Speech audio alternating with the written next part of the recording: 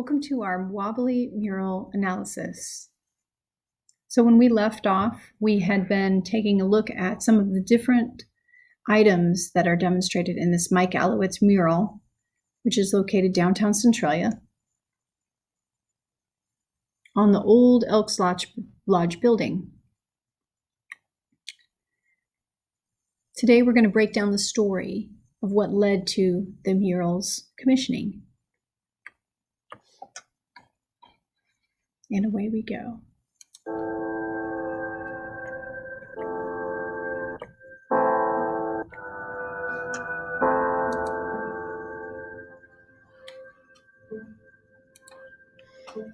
Okay, so first of all, just to give you a sense of what you're looking at, we started with trying to recognize some of the pieces. I'm going to break down some of the pieces that you were talking about in the last lesson.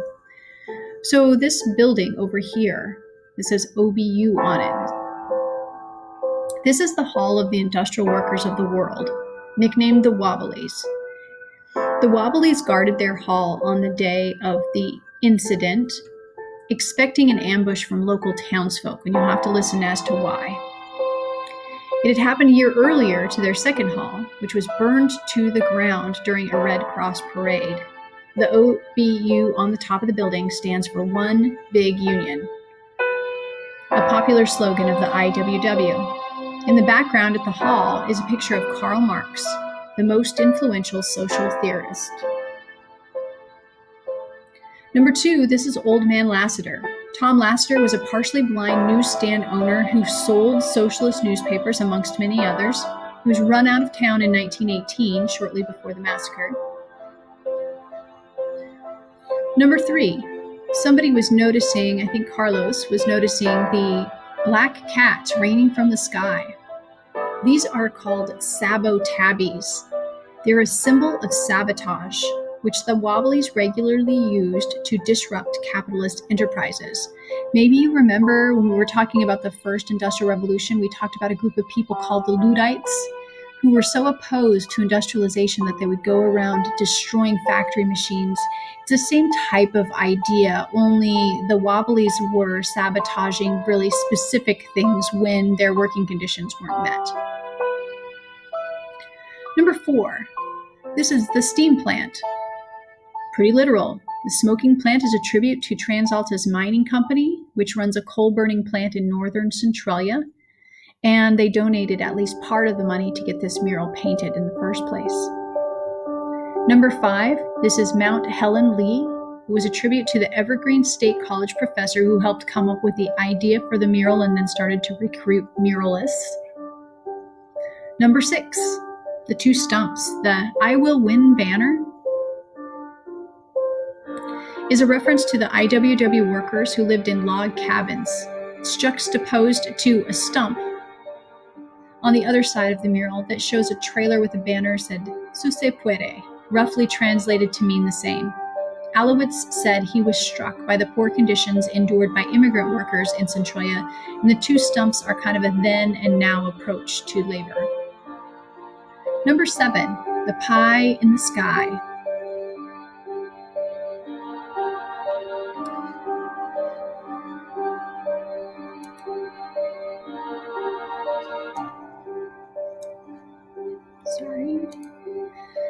Okay, Pie in the Sky. And the Angel Protesters. The Pie in the Sky is a reference to a song that was written by a wobbly folk singer named Joe Hill, who actually was killed. He coined the term pie in the sky that appeared in his song The Preacher and the Slave. It was a parody of a well-known hymn called In the Sweet By and By, which promised a better home in heaven after hard labor on earth. The dripping wet angels hold the sign that are meant to be the wives of the Wobblies who were shot with water from the fire hoses when they called for the release of their husbands imprisoned after the massacre. Wesley Everest here, which got the noted, most of you noticed him in our last lesson, he is the Wobbly who was beaten and eventually shot and hung from the bridge over the Chehalis River. He's pictured here in half logger clothing and half military garb because he was actually both. He was a Wobbly, but he was also a soldier who had served in the military. So he's kind of representing people who had both of those experiences. Number 9, coal mining. The heavy equipment is meant to show Centralia's strip mining industry that is still in action until the Trans-Alta coal mine was shut down in 2006. Number 10. This is kind of a weird, this is Alowitz representing what he called the ugly human. It is spewing kind of fecal matter from its own mouth, and Alowitz said that the suited man is meant to symbolize kind of the established power in Centralia, including the press, which created this hysteria around the wobbly threat. The fecal matter that is being spewed from his mouth is turning into a mob of people waving crosses and nooses and American flags and marching toward the wobbly hall over the imprisoned workers and the flames of discontent. Alowitz said some of the mob members have blockheads, which was a term to describe workers who believed their bosses when they were told that hard work would lead them to a better life. The capitalist pig up here, number 11. The pig symbolizes the big logging companies, the big industry owners, surrounded by piles of timber and bags of money. The pig is being hugged by a blockhead and a pork chopper, which is a reference to a bureaucratic union boss who doesn't really care for his union members, but has kind of been sold out to the other side. Number 12. This is the Elks Club. Members of the Centralia Elks Club formed alliances with other groups in the town to oppose the Wobblies. They're shown as rats with a noose and a knife and a gun. The Elks Club at the time of the massacre was located in what is now Ayala Brothers Furniture Company on North Tower. Okay, so now you kind of know what these things symbolize. Let's look at the story itself.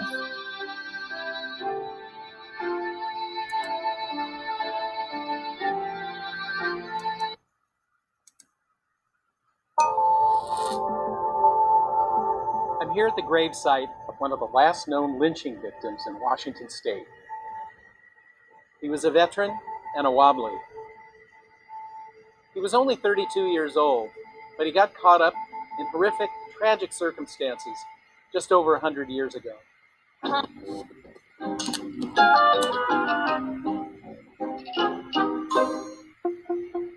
We've moved the mossback's den to the Lewis County Historical Museum in the Centralia Chehalis area. And we're here to talk about the Wobblies. What is a wobbly? So wobbly was a nickname for the members of the industrial workers of the world. They wanted to create one big union, an organization that would worldwide overturn the economic order and put the working class on top of the ruling class. The Wobblies were well organized in the logging camps that proliferated in the area around Centralia and Chehalis. In 1918, the Wobblies had established a headquarters in downtown Centralia. Locals protested. They destroyed the headquarters and they drove the Wobblies out of town.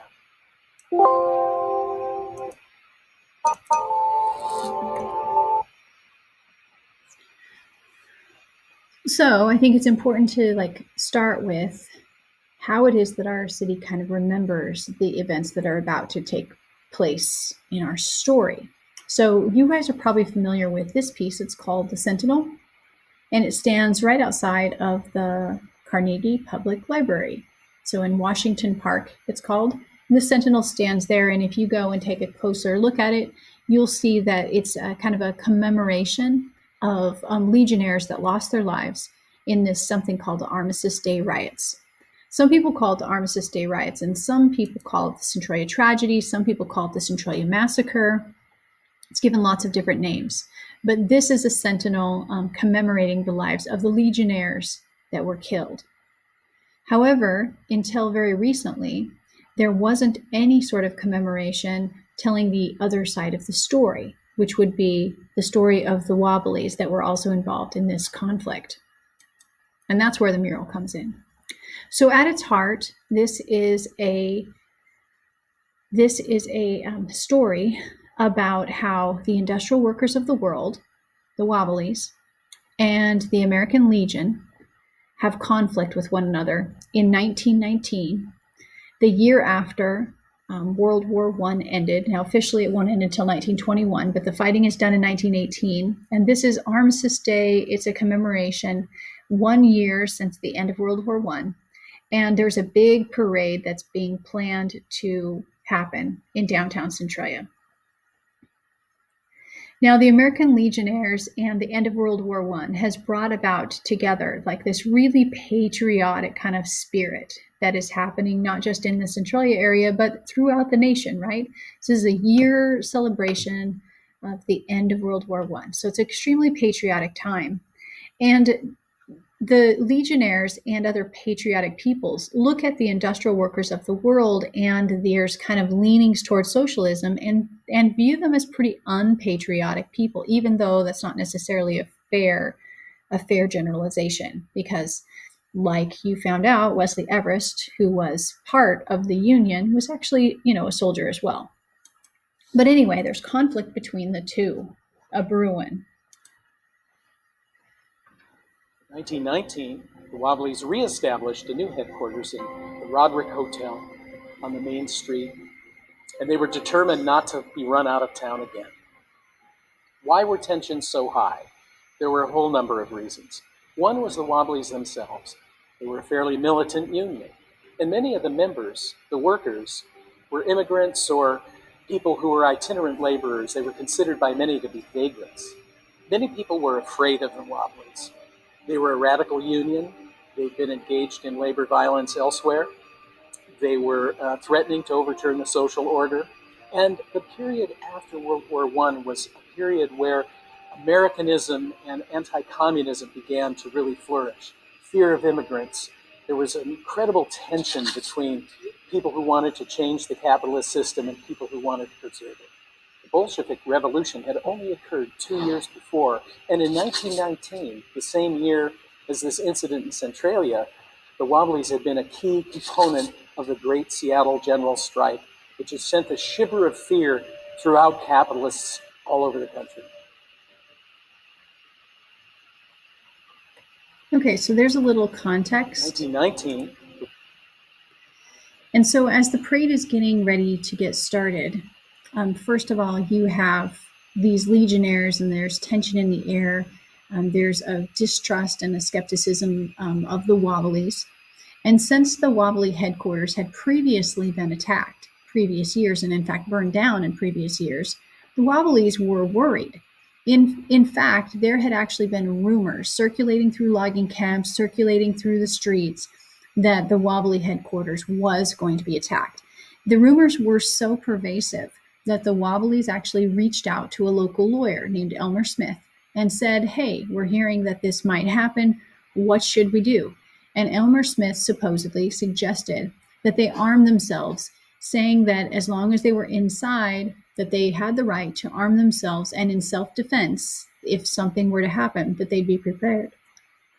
So some of the Wobblies, not all, some of the Wobblies chose to arm themselves, and there were about 7 Wobblies in the Wobbly headquarters, downtown Centralia, on the day in question, on the day of the parade. So I think it's important first to see that the parade route wound itself in an interesting way. So let's hear what he has to say first, and then I'll show you the route. On November 11th of 1919, it was the first anniversary of the end of the bloodiest war in history, World War I. Multiple contingents of veterans and American Legionnaires converged on Centralia for a massive parade. There was also a rumor that the veterans, and particularly the American Legion, were going to attack the Wobbly headquarters. The parade of Legionnaires and veterans went down Tower Street, the main street in Centralia.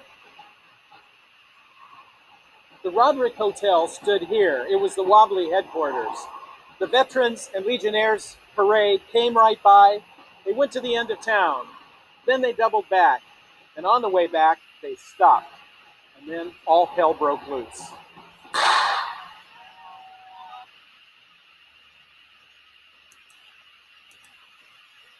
On November 11th, So supposedly the road or the route, they left what kind of amounts to Washington Park, where Washington Park is today, outside of the library. and they marched down Tower Avenue. And you could see in the video that we just watched that they would have marched all the way down past like where Pioneer West is today, and then started to head back the other direction.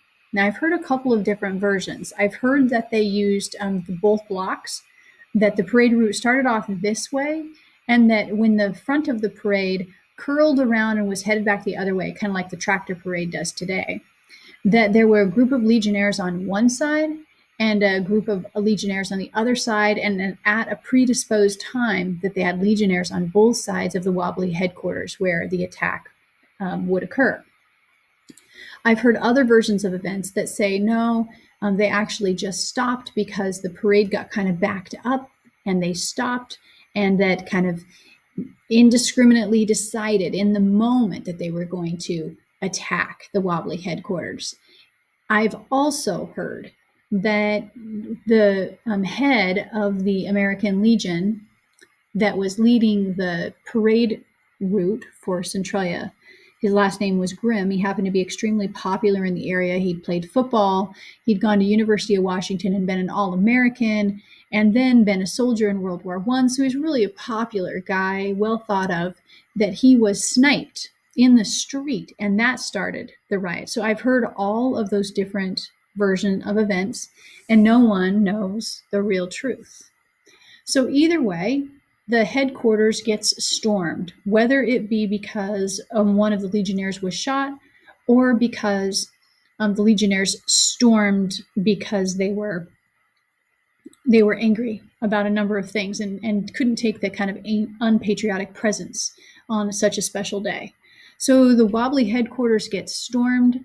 In the process, there are people that flee. Wesley Everest is one of those people that's in the wobbly headquarters, and that he runs out the back end and starts heading for another neighborhood, and eventually gets to all the way to a river, and starts to cross it. He's being chased down by other legionnaires, and when he turns around and realizes that he's stuck, both of the groups of people, he and the other group, they're armed, and there is a gunfire exchanged, and somebody is killed. At that point, Wesley Everest is taken in by the mob, and the wobbly headquarters, there's also been kind of violence breakout inside of the headquarters itself. This is the location of the wobbly headquarters today, or maybe some say a little bit further down the road.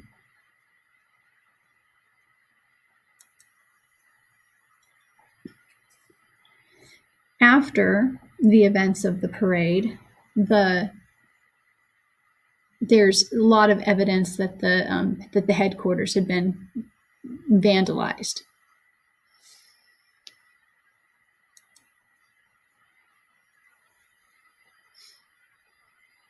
A number of wobblies are taken to jail. The legionnaires kind of form a posse of community members. And that night, while the wobblies are in jail, there is a mysterious power outage. And in the midst of the power outage, people, these are some of the legionnaires that were killed in the skirmish. Grimm, and I believe McAlfresh, I believe that was his last name.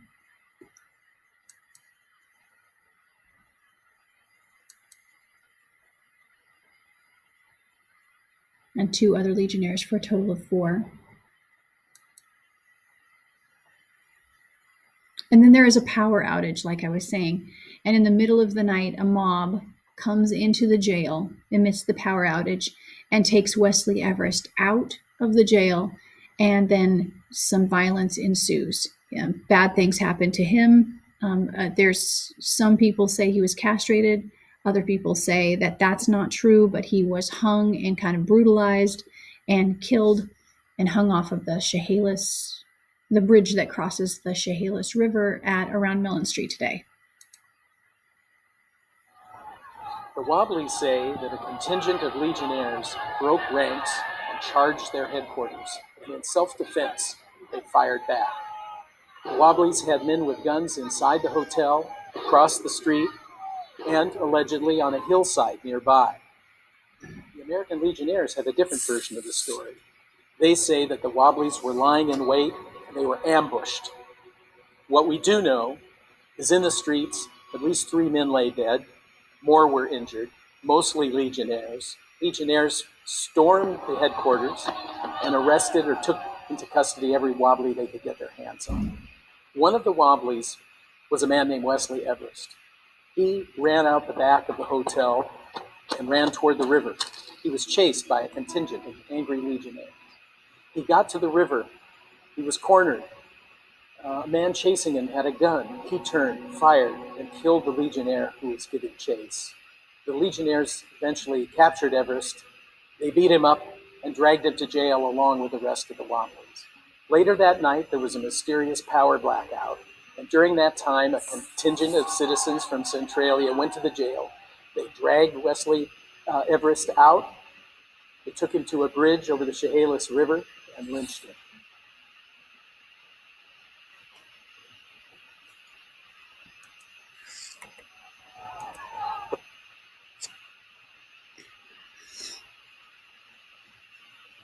After they lynched Wesley Everest, what I have read was that they cut down the body eventually after he left there for hours.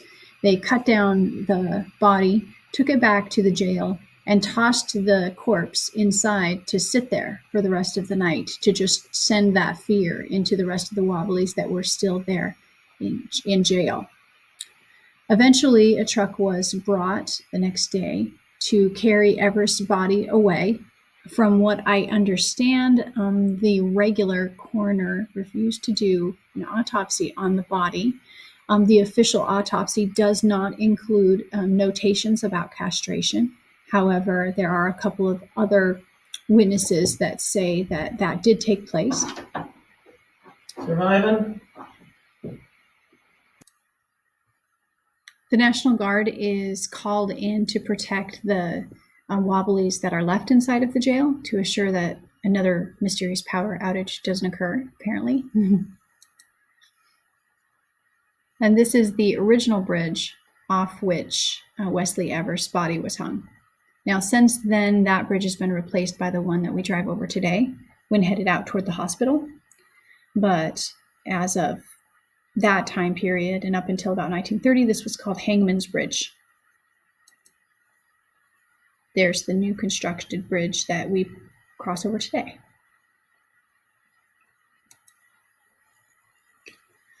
Wesley Everest was buried in a local cemetery. From what I understand, the regular funeral homes refused service to Wesley Everest, and they, being the city itself, the powers that be, forced the other Legionnaires to dig and bury Wesley Everest. The next day after the shootings, the National Guard came in to calm things down. Posses rounded up as many Wobblies as they could get their hands on. A number of them went to trial. 7 of them were convicted of murder and given harsh sentences in Walla Walla State Penitentiary. There was great controversy over the trial itself. Many scholars looking at the trial today would say it was not a fair trial. The legacy for Centralia has been to memorialize the American Legionnaires that died. And in the main town square, there's a large statue that commemorates the 4 Legionnaires who were killed in the shootout. The Wobbly Memorial is a grave, Wesley Everest's grave. He was buried in a pauper cemetery. He's become a labor martyr, and even today, Union members remember him.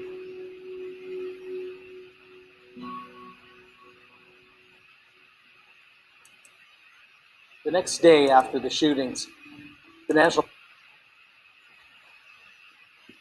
Okay, you can see the National Guardsmen. They're standing around the other fellow Wobblies that were responsible for both digging the grave and laying Wesley Everest to rest. You can see that in the back that they didn't have like the regular types of automobiles that would have been used for hauling bodies. and they had to actually recruit kind of a moving van to do the job because the funeral services were denied Wesley Everest at the time. As far as the other Wobblies are concerned, there are trials that get held. Eventually, the trial gets moved to Montesano because they feel like Centralia isn't a place where the Wobblies could receive a fair trial. Montesano probably wasn't a more equitable option, but that's where the trial did take place. And all of the Wobblies that were put on trial were convicted and given heavy sentences. One, I believe, died in prison. One committed suicide, I believe, and some were later, much, much later, granted parole after time served, but that wasn't for, I think, it was more than a decade before that happened. So the Elks Lodge, this is the building where the mural is located today. It's the old Elks Lodge.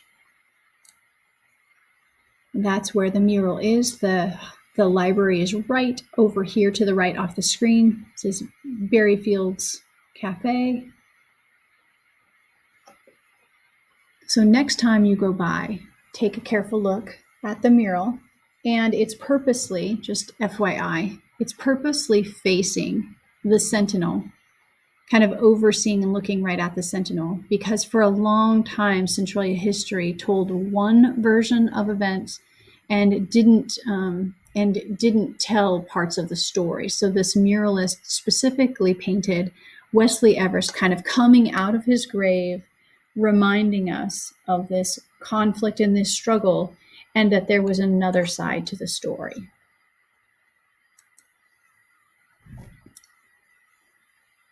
And that is the story of the Centralia Massacre.